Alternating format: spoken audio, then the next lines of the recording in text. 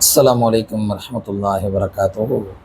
அன்பான இஸ்லாமிய சகோதர சகோதரிகளே, பெருமானார் ஸல்லல்லாஹு அலைஹி வஸல்லம் அவங்க ஒரு ஹதீஸில் இவ்வாறாக சொல்லியிருக்கிறாங்க, பஷ்ஷிரில் மஷாஈன ஃபில் பின்னூரி தாமி யோமல் கியாம்.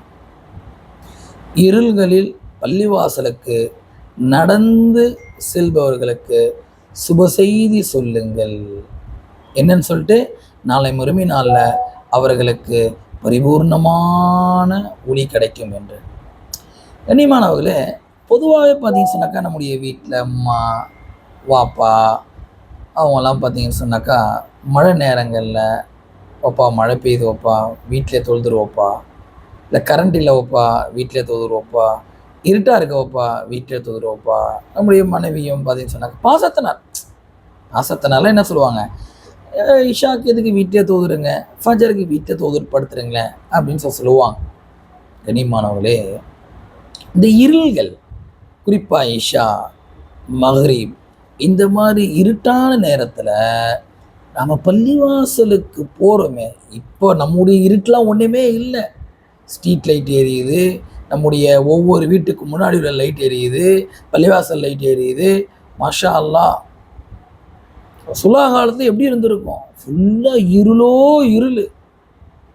அந்த காலத்தில் பார்த்து ஸல்லல்லாஹு அலைஹி வஸல்லம் சொல்கிறாங்க, இப்போலாம் இருளே இல்லை. இன்னும் சொல்ல போனாக்கா, எல்லா விதமான ஷைத்தான்களும் நைட்டில் தான் தலை திரிச்சு ஆடுதுங்க. அந்த மாதிரி எல்லா சிட்டிக்கெல்லாம் பார்த்தீங்கன்னாக்கா எப்படி இருக்குது, டே மாதிரி இருக்கும், நைட் நேரத்தில் தான். ஹைர் அல்ஹம்துலில்லாஹ். அப்போது இருட்டில் ஃபஜர் தொழுவைக்கும் இஷா தொழுவைக்கும் யார் பள்ளிவாசலுக்கு போவாங்களோ அவங்களுக்கு நாளை மறுமை நாளில் ஒளி கிடைக்கும் என்பதாக பெருமானார் ஸல்லல்லாஹு அலைஹி வஸல்லம் சொல்கிறாங்க.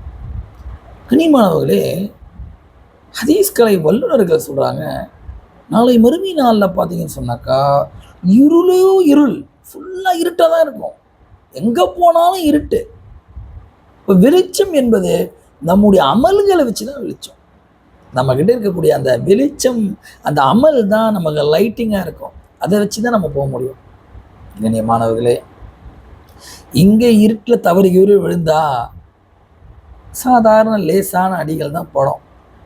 அங்கே மறுமையில் ஆகிரத்தில் நம்ம தவறி விழுகிற இடம் நரகத்துடைய கிணறா, நரகத்துடைய பள்ளமா, பாம்புகள் இருக்கா, தேள் இருக்கா, நெருப்பு இருக்கா, அல்லாஹ் தான் தெரியும். அங்கே வெளிச்சம் வேணும்னு சொன்னால், இந்த வெளிச்சத்தில், இங்கே இருட்டே இல்லை, இந்த வெளிச்சத்தில் தயவு செய்து நடந்து கொஞ்சம் பள்ளிவாசலுக்கு போகிறதுக்கு முயற்சி செய்யுங்க. எந்த அளவுக்கு நான் பெருமானார் ஸல்லல்லாஹு அலைஹி வஸல்லம் சொன்னாங்க, இஷாவுடைய தொழுகையும் ஃபஜருடைய தொழுகையும் முனாஃபிக்குகளுக்கு பாரமாக இருக்கும்னு. யா அல்லாஹ், உள்ளத்தில் குஃப்ரும் வெளியில் முஸ்லீம் மாதிரி நடிக்கிறவன் தான் முனாஃபிக்கு. அந்த முனாஃபிக்குகளுக்கு தான் இஷாவும் ஃபஜரும் பாரமாக இருக்குமா. இன்னும் சில ஹதீஸ்களில் வருது, ரசூலுல்லாஹ் காலத்து முனாஃபிக்குகள் கூட இஷாவுக்கும் ஃபஜருக்கும் வந்துடுறாங்களாம். கண்ணியமானவர்களே, இன்னைக்கு நாம் இஷாவுக்கு போகிறோமா ஃபஜருக்கு போகிறோமான்றது நாமளே தான் கேட்டுக்கணும். எனவே தயவு செய்து இது போன்ற இருள்களில் பள்ளிவாசலுக்கு போய் தொடரக்கூடிய முயற்சி செய்வதற்கு அல்லாஹ் தஆலா நமக்கு தௌஃபீக் செய்வானாக. ஆமீன். அஸ்ஸலாமு அலைக்கும் வரஹ்மத்துல்லாஹி வபரகாத்துஹு.